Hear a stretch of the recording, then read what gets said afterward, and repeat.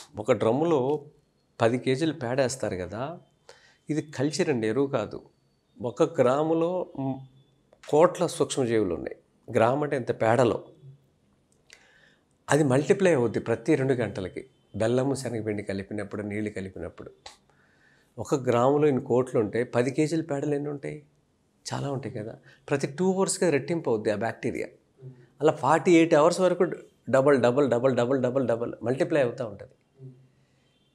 ఇలా అయిన దాన్ని ఆ లిక్విడ్ని పొలంలో వేస్తే అవి సాయిల్ మైక్రోబ్స్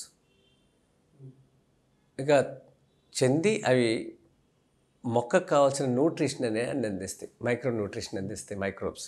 ఇది వ్యవసాయం. రైతు అనేవాడు వ్యవసాయం చేయడు. రైతు పని భూమి మీద ఏం లేదు, విత్తనం నాటడమే. వ్యవసాయం చేసేదంతా మైక్రోబ్స్, వానపాములు. ఆ సాయిల్ మైక్రోబ్స్ అన్ని మనం పాడు చేసుకున్నాం. కలుపు మందులు వాడి యూరియా వాడి. మళ్ళీ ఆవు పేడలోనే ఆ మైక్రోబ్స్ పెట్టాడు. మట్టిలో ఏ మైక్రోబ్ ఉందో ఆవు పేడలో అది ఉంది. అందుకే గోవు గొప్పదైంది. అందుకే గోమయే వసతి లక్ష్మి అన్నారు కదా.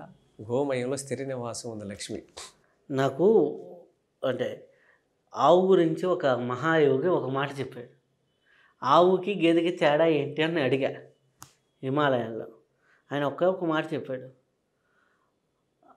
అంటే అప్పటి నుంచి ఆవు యొక్క గొప్పతనం అర్థమైపోయింది ఒక సింపుల్ వర్డ్లో. ఏంటంటే ఆవు యొక్క పురుషతత్వం ఏంటి అన్నాడు. ఎద్దు అన్నాడు. ఎద్దు ఎవరి వాహనం అన్నాడు. శివ పరమాత్మ వాహనం అన్నాడు. గేదె యొక్క పురుషతత్వం ఏంది అన్నాడు. దున్నపోతు అన్నాడు. యముని వాహనం. నువ్వు గేదె పాలు తాగితే యముడి దగ్గరికి పోతావురా, ఆవు పాలు తాగితే శివుడి దగ్గరికి పోతావురా. శివుడికి కనెక్ట్ అయ్యి యోగంలో సిద్ధత్వం కావాలి అంటే ఆవు పాలు తాగు. యముడికి పోయి మధ్యలో జీవితం సాధించుకోవాలంటే గేదె పాలు తాగు అన్నాడు. సింపుల్. ఇదే సైన్స్.